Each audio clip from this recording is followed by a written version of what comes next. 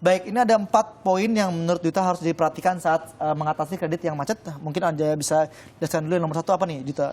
Cek status di Bank Indonesia. Oke, biasanya ini kepentingan saat kita mau mengajukan kredit lagi. Misalnya biasanya kita mau mencoba KPR, tapi ternyata kartu kredit kita bermasalah. Nah ini harus diperhatikan dulu, cek ke Bank Indonesia, ini bisa dilakukan apakah kalau memang ada masalah proses KPR-nya, status kolektibilitas kita di BI apa sebetulnya masalahnya. Ini bisa ditanyakan langsung ke Bank Indonesia. Oke, lalu nomor 2, skenario melunasi utang. Oke, utang ini sebenarnya yang macet kredit bisa ada 2 Mas Bima, yaitu yang memiliki agunan dan yang tidak memiliki agunan.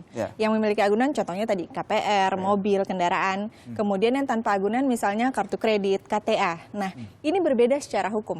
Gitu. Jadi kedudukannya berbeda. Otomatis yang memiliki agunan tentu kita punya konsekuensi hukum terhadap agunannya terutama. Sementara untuk kartu kredit dan kredit tanpa agunan sebenarnya tidak ada hukum yang bisa menjerat kita sampai kita diperkarakan.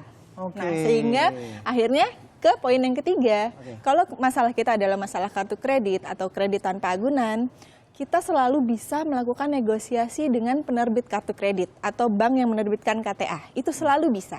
Oke, sebelum kita masuk ke nomor 4, saya ingatkan lagi ke pemirsa, bagi Anda yang mau bertanya soal bagaimana mengatasi kredit yang macet, ada Duta Aryani, Anda bisa telepon kami ke nomor 021 5366 0500 dan ke nomor 021 53661222. Baik, Duta tadi Anda jelaskan bahwa kita bisa bernegosiasi dengan bank untuk meringankan pembayaran. Seberapa bisa lebih ringan? Banyak sekali tahapannya. Bisa satu, restrukturisasi, misalnya jangka waktu diperpanjang. Ya, tapi jumlahnya tetap? Jumlahnya kita bisa nego lagi. Yang kedua, misalnya dengan penghapusan beban bunga. Kadang-kadang kalau misalnya tergantung nih Mas, kita sudah call berapa atau sudah berapa lama kita menunggak.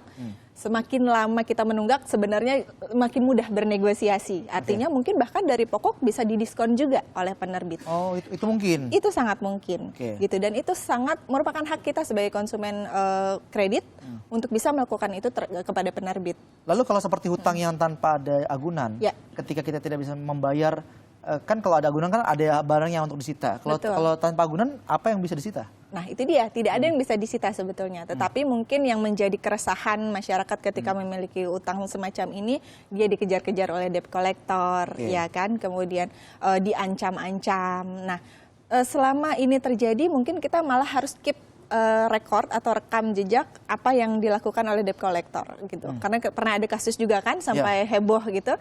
Nah, ini yang harus kita rekam. Kita selalu bisa meminta bantuan secara hukum tentu gitu, dan tetap dasar utamanya adalah negosiasi gitu. Apakah debt collector ini yang Anda sebut sebagai pihak ketiga dalam konten ini? Tidak. Jadi berbeda fungsinya. Kalau mungkin debt collector itu adalah justru orang yang membantu pihak kredit untuk menagih kita, kan kita dikejar-kejar dan lain-lain. Tapi yang dimaksud di poin keempat ini adalah pihak ketiga yang mungkin menawarkan bantuan kepada kita, mungkin melalui SMS yang sekarang lagi marak gitu ya. Anda bosan membayar minimum payment misalnya, atau Anda terbelit hutang, kami akan bantu dan lain-lain. Ini yang harus diperhatikan. Ada penelpon dari daerah timur, ada Pak Haris dari Merauke. Selamat siang Pak Haris, silakan pertanyaannya.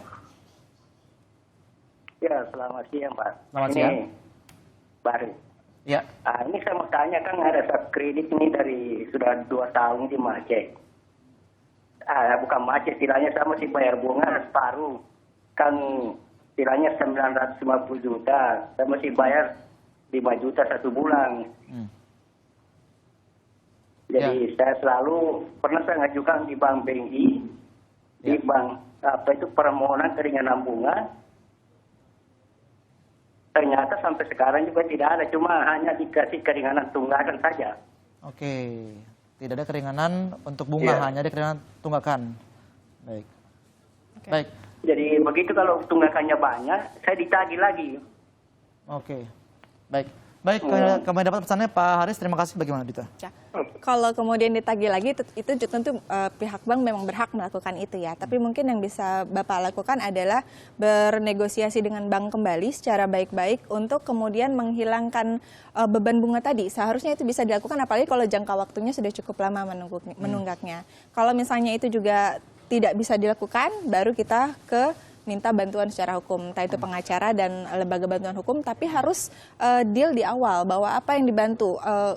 Nanti keluar output hasilnya seperti apa? Apakah nanti Anda mungkin diberikan status bangkrut atau pilot misalnya gitu, ataukah diperpanjang pembayarannya dalam jangka waktu sanggup Anda. Cuma yang perlu diperhatikan mungkin secara hukum kemudian akan menjadi ada konsekuensinya. Konsekuensi apa kalau misalnya kita dinyatakan pilot misalnya? Kalau misalnya kita dinyatakan pilot, otomatis secara fasilitas kredit menjadi akan lebih sulit ya gitu. Jadi track record kita ke belakang yang menjadi ininya. Jadi kalau mau ke depannya mau mengajukan kredit lagi akan sulit. Tentu akan sulit. Jadi pilihan terbaik adalah menegosiasikan ke bank langsung. Menegosiasikan. Dan biasanya sih memang bisa pulih ya awal status kita di Bank Indonesia, tapi itu butuh waktu yang cukup lama untuk bisa pulih kembali. Baik, dan tentunya sebelum kita masuk ke kredit yang macet, kita mesti mencegah kredit yang macet ya, supaya jangan sampai macet dan direncanakan dengan baik. Betul, money manajemennya harus jalan. Baik, terima kasih Dwi Aryani dari Janus